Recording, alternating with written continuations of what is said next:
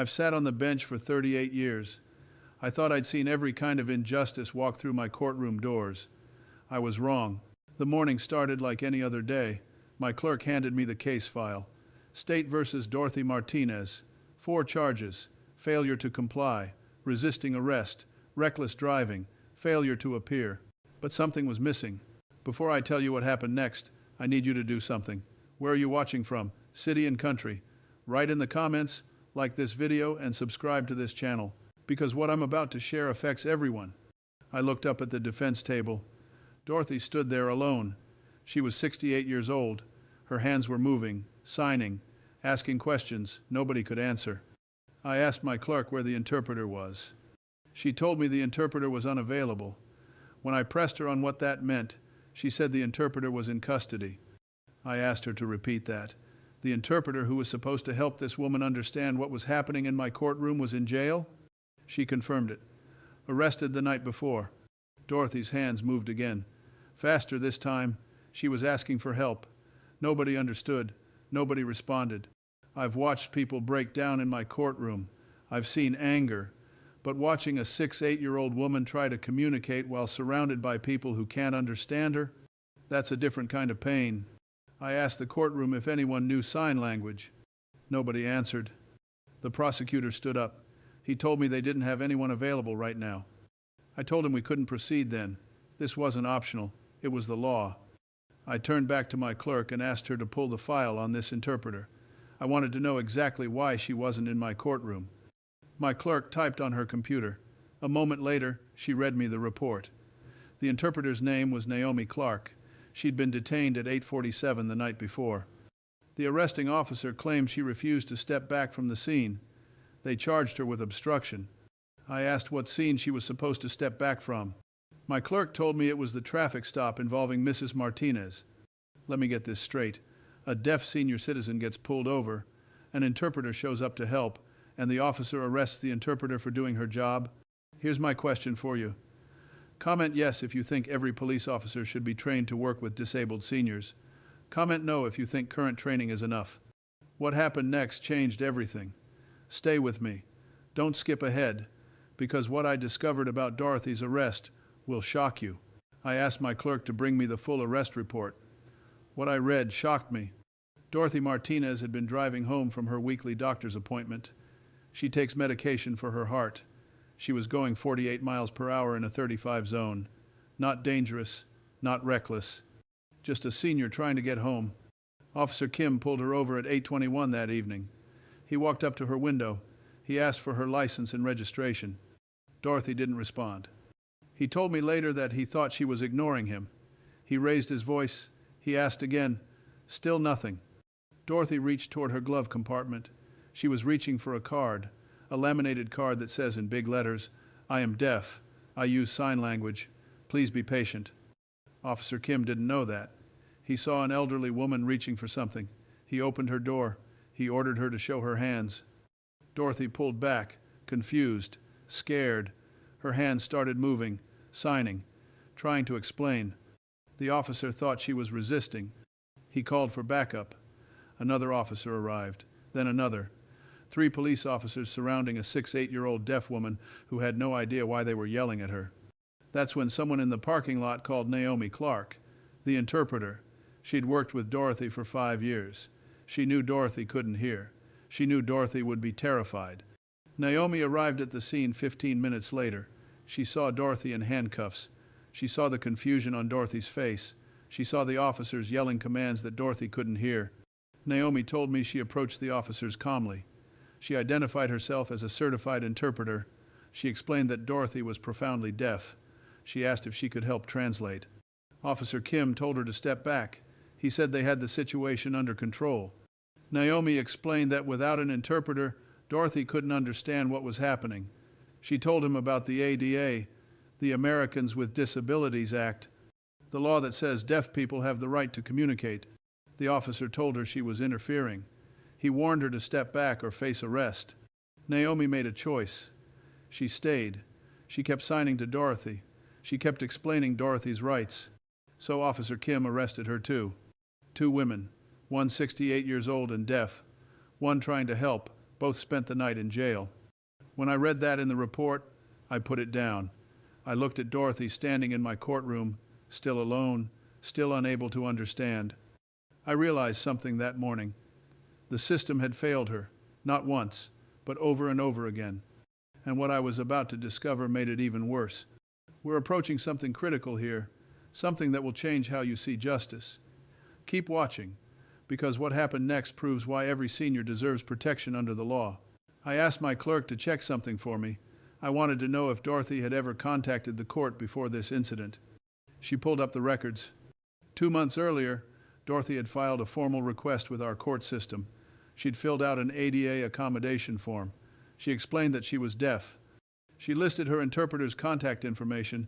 She asked that any future court appearances or police interactions include sign language support.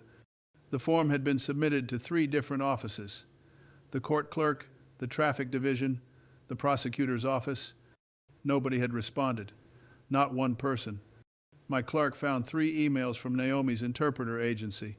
They'd sent follow-up requests. They'd asked for confirmation that Dorothy's needs would be met. They'd even provided their 24-hour emergency contact number. All 3 emails went unanswered. I looked at Dorothy. This woman had done everything right. She'd followed the rules. She'd told the system she needed help, and the system had ignored her. But it got worse. I asked my clerk to pull the jail records from the night Dorothy was arrested. I wanted to know what happened after they took her into custody. She read me the report. Dorothy had been processed at 9:15 p.m. The booking officer tried to ask her questions. Dorothy signed that she couldn't hear. She pointed to her ears. She tried to explain. The officer asked if she could read lips. She's profoundly deaf. Lip reading doesn't work for her. The officer made a note in the system. Then he moved on to the next person. Dorothy spent 11 hours in a holding cell, 11 hours without being able to communicate with anyone. No phone call, no explanation of her rights, no understanding of what was happening to her. At one point, another woman in the cell tried to help. She wrote notes on a piece of paper, but Dorothy's English literacy is limited. Sign language is her primary language. The notes didn't help much. My clerk found one more document, a voicemail transcript from the jail supervisor to the interpreter agency. It was left at 11:03 p.m. The supervisor had said they don't pay for interpreters after business hours. He told them Dorothy would have to wait until morning. He suggested she could write notes instead. I sat back in my chair. A 6-8-year-old woman with a heart condition, alone in a cell, unable to understand why she was there, unable to ask for help, unable to call her family. For 11 hours. This wasn't just a mistake. This was a system that treated a senior citizen's disability as an inconvenience instead of a right. But what I discovered next made me realize this went even deeper.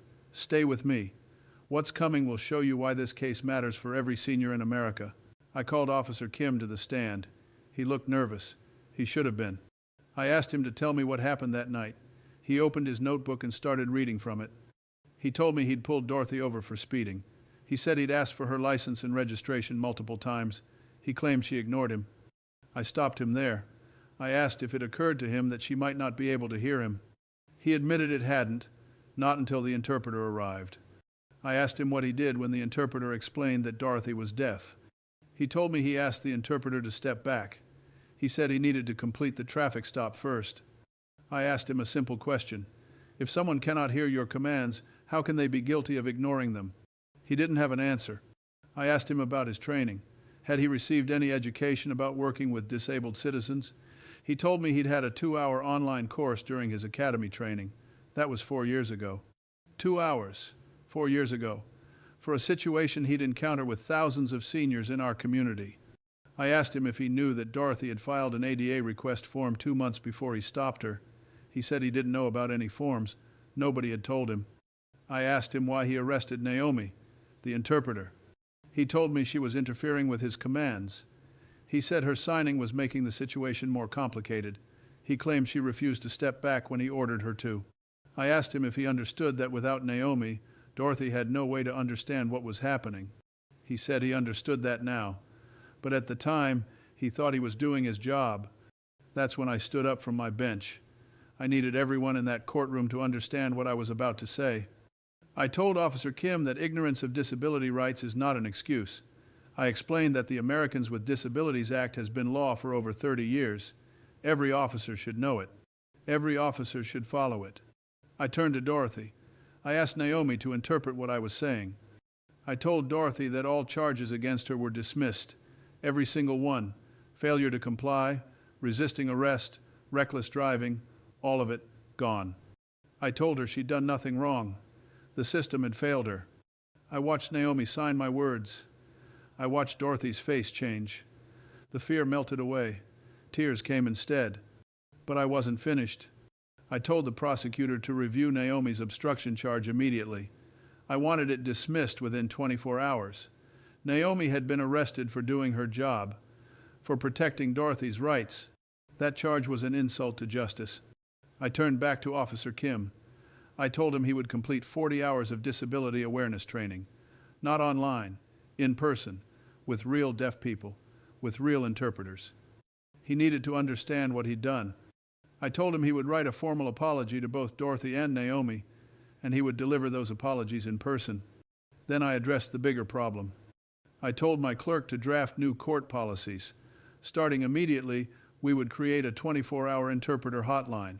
Any police officer in Providence could call it any time, day or night. No more excuses about business hours. I mandated that every officer in our police department would complete disability training within 60 days. Real training, not a 2-hour video course. I created a new position, an ADA compliance officer who would make sure that every person with a disability got the accommodations they needed. No more ignored forms, no more unanswered emails. I looked at Dorothy again. I told her through Naomi that I was sending a full report to the Department of Justice. They needed to know what happened here.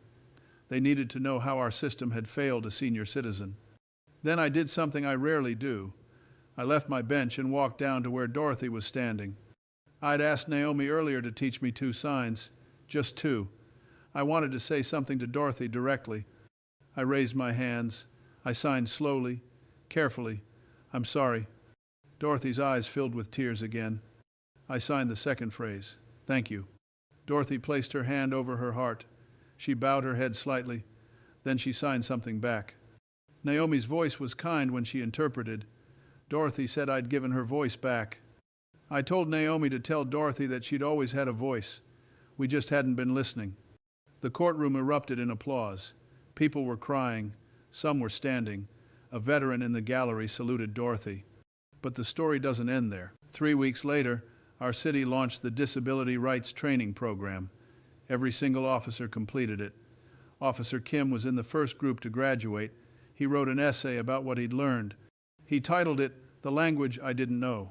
The 24-hour interpreter hotline received 32 calls in its first month, 32 situations that could have become arrests, 32 people who got the help they needed instead. Naomi's obstruction charge was dismissed. The city issued her a formal apology. They compensated her for the night she spent in jail. They paid her lost wages. They thanked her for standing up for what was right. Dorothy's arrest record was completely erased. The police chief called her personally. He apologized. He thanked her for exposing the problems in the system. Our ADA request forms were completely redesigned. Now they're available in sign language video format. They're available in large print. They're available in Braille. They're available in 15 different written languages. Every form submission now triggers an automatic confirmation. A real person calls to follow up. No more silence. No more ignored requests. The Department of Justice used my report as a case study. They sent it to municipal courts across the country. Dorothy's story became a teaching tool. Her pain became protection for others. I keep a note on my desk now. I wrote it the day after Dorothy's hearing. It says, "Silence is not resistance. It may be a language you never learned." I look at that note every morning before court begins. Behind my bench, visible to everyone who enters my courtroom, there's a small framed sign. It's in American Sign Language. It says, "Justice for all." And I mean all. What happened to Dorothy happens to seniors across this country every single day. Elderly people with disabilities get stopped by police who don't understand. They get arrested for not responding to commands they cannot hear. They get locked up without the help they need. Dorothy was lucky. She had Naomi. She had someone willing to fight for her rights even if it meant getting arrested. But how many seniors don't have that? How many elderly people with disabilities are sitting in jail right now because nobody understood them? How many are being charged with crimes they didn't commit because the system failed them? That's why I'm sharing this story. That's why it matters. Every senior deserves dignity. Every senior deserves to be understood. Every senior deserves protection under the law. Age doesn't remove rights. Disability doesn't remove rights. Nothing removes rights. I've been a judge for 38 years. I've seen thousands of cases. But Dorothy's case changed something in me. It reminded me why I took this job. It reminded me that justice isn't just about following rules. It's about protecting the most vulnerable among us. Our seniors built this country. They fought in wars. They raised families. They worked for decades. They paid taxes. They contributed to society. And when they need help, when they need accommodation, when they need someone to listen, we owe them that. We owe them everything. Dorothy comes to my courtroom sometimes, not for cases, just to visit. She brings Naomi. They sit in the gallery. They watch me work. Every time I see her, I remember that night she spent alone in a cell, unable to speak, unable to understand, unable to get help. And I remember my promise. It will never happen again. Not in my courtroom, not in my city, not if I can help it. That's justice, real justice, the kind that protects everyone, the kind that remembers that silence is not defiance, it's just a language we need to learn. See you next case.